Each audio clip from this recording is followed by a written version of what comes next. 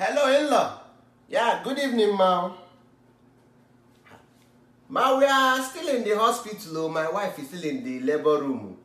What we are seeing today, the baby came out and asked where he is, his location. We said Nigeria. He screamed, Lord of Jesus, and ran back inside. So we were trying to understand what was going on. He said, I told you early that we are looking for who will die early in this country. That this was not what God promised him. And what the location God sent him is Dubai. That if we are not giving to him in Dubai, that we should not bother. We even did a cesarean session. Nothing. Held in test time. Say it's not coming out. The doctors have gone. Everybody have gone. They said they have not seen this kind of misfortune. Babies have woken up, even babies are scared, man. Hey guys, welcome back to my channel. It's your girl Bridget Oyinbo. Thank you very much for stopping by. The video you've just seen, the guy in the video is called Uchemba. He's a Nigerian actor. He was a child actor when he was much younger, and he does comedy as well. And he currently lives in the US, I think.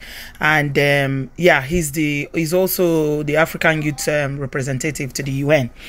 And the story, he shared the story on his Instagram page. Williams shared the story on his page about this kid who is 10 years old. His name is Joseph.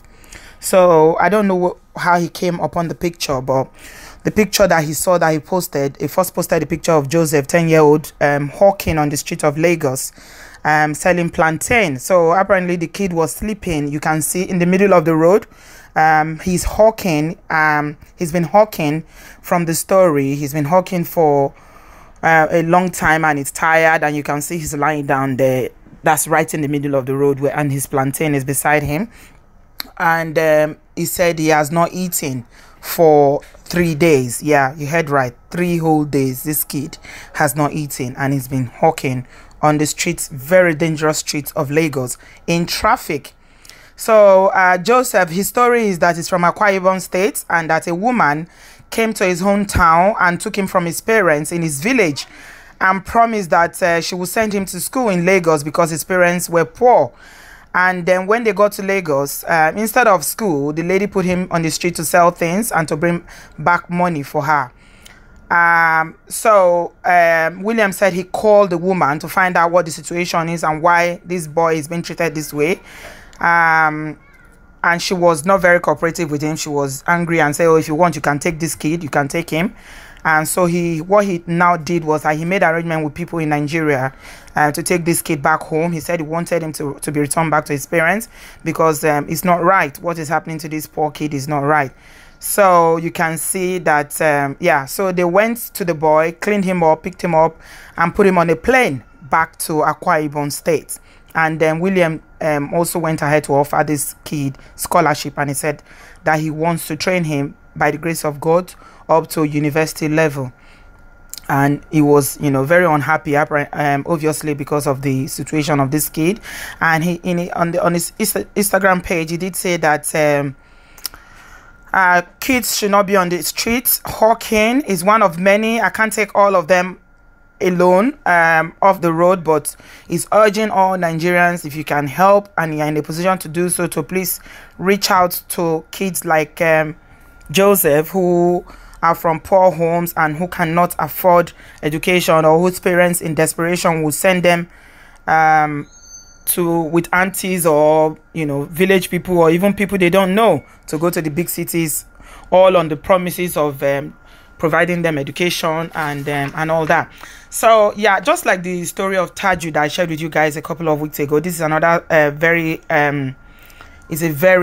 sad story about child trafficking. I mean, we talk about the issues of trafficking and migration outside Nigeria all the time. We talk about adults who are being trafficked from Africa to Europe, but actually there's a bigger issue of trafficking within Nigeria, especially for children like Joseph, who are children in need from very poor background, who have no hope of education or having a good life. And so what normally happens in states like Akwa Ibom and Cross River states around that area, I mean, anybody from that area will know that In those days, I don't know if it's changed now, and most of the house boys or house girls that you have in the major cities like Lagos are from that area. So you hear names like Ekaite, you know, Okon. Those are very common names that you hear, and they are always house boys.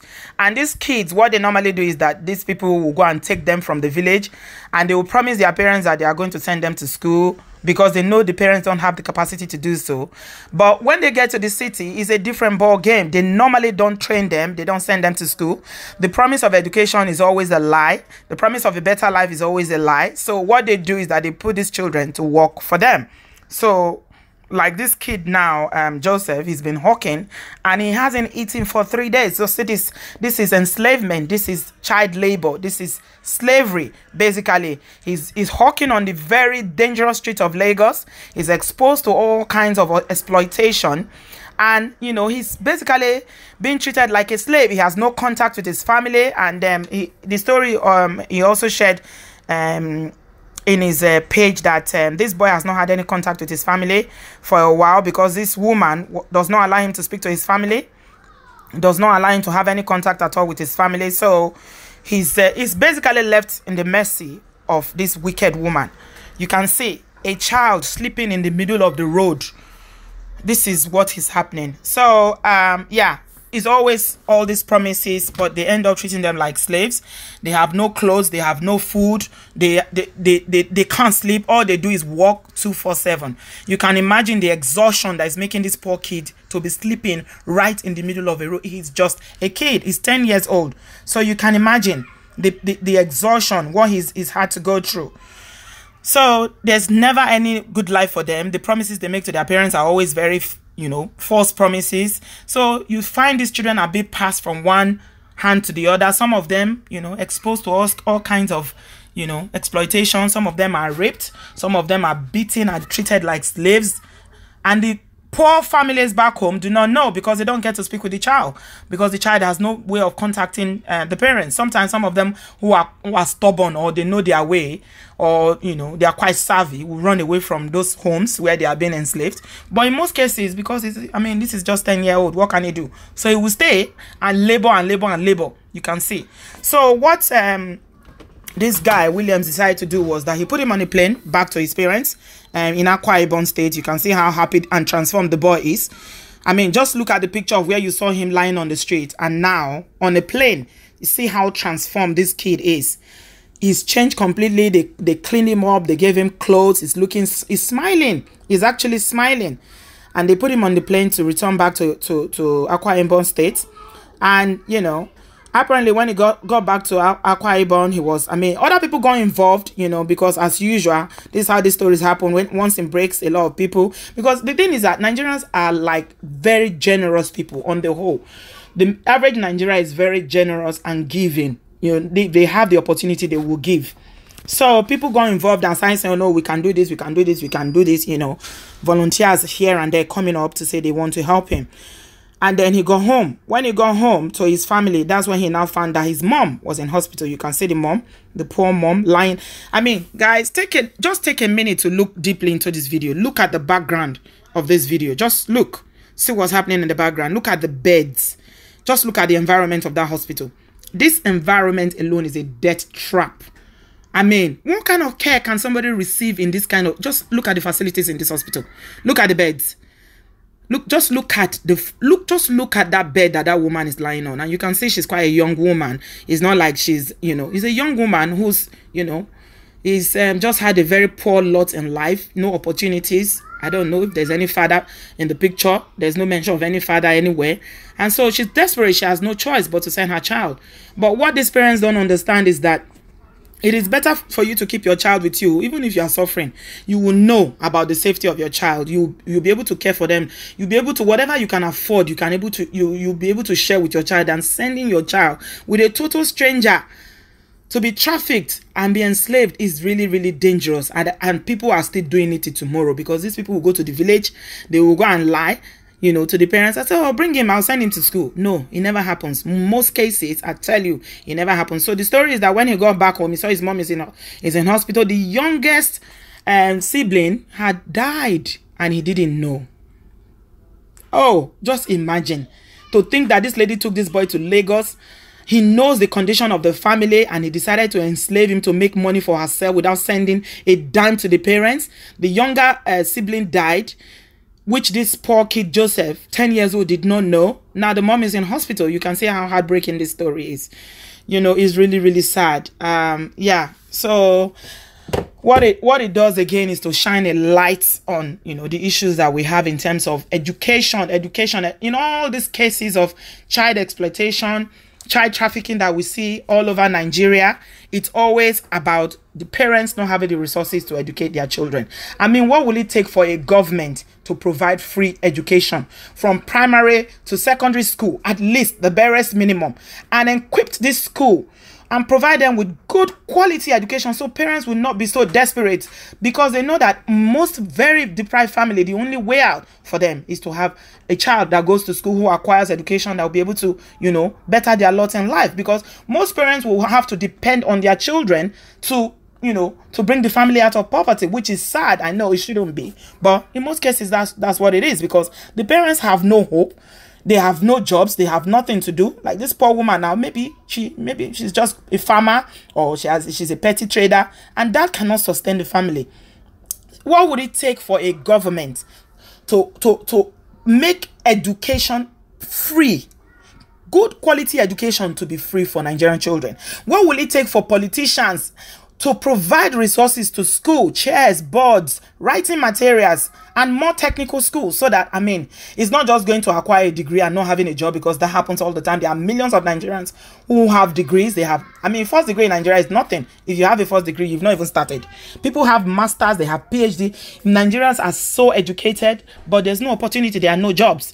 So, I mean, what about establishing technical or skills acquisition schools where these children can go to acquire a skill, to learn something they can do without having to study for 5 years or 10 years before they can get a degree and, you know, be exposed to this risk of people exploiting them.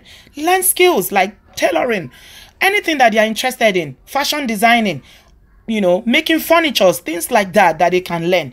And then again, charities can support these families by providing, you know, empowerment to the parents, supporting them, small scale businesses, give them small money here and there to start up a business. I mean, we all need to do all we can to ensure that we are helping the Nigerian child. The average Nigerian child is so exposed. The average Nigerian child is at significant risk of, name it, any risk in this world that you can think of, they are exposed to it. And it is only those who are privileged to come from rich families that can afford a good life. Forget about what you are seeing on social media.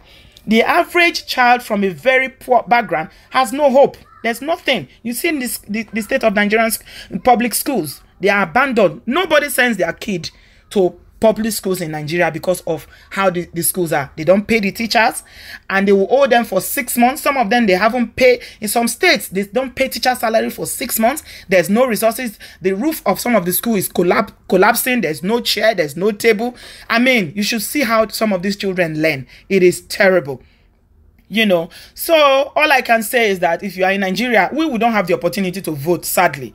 Those of us in Obodo, but if you are in Nigeria and you are watching this video, please go and get your PVC. Ensure that you vote. It is very important. That is all you can do. You can say, oh, it's okay. I mean, we always feel very helpless and feel, what can we do? What can we do? But you can, because your vote matters. So if you haven't gotten your PVC yet, no matter how long it takes, please go and get your PVC. And make sure you vote out a government that is irresponsible and does not care about the plight of the Nigerian child. Vote in somebody that you know will actually do something. Somebody that you know that, I mean, that will be conscious that it is the masses that have elected them, and if they don't perform, at the end of the day, there's going to be a report card, and if they don't perform, they will be, you know, booted out, and other people will be elected. As long as Nigerian politicians knows that the power belongs to the people, that the power of who to elect, or the power of democracy belongs to the people, they will sit up and do right. But until then, now talk, we will continue to talk. That's all we can do. So I just wanted to share this story with you guys today. I hope you're having a very lovely afternoon. Please play for England, though. England is playing. England are winning. I have money. I bet money. Help me pray that England should win. If England does not win today, I will lose my money. So pray for me. And pray for England to win this match today. I'll talk to you guys in my next one. I love you. Bye-bye.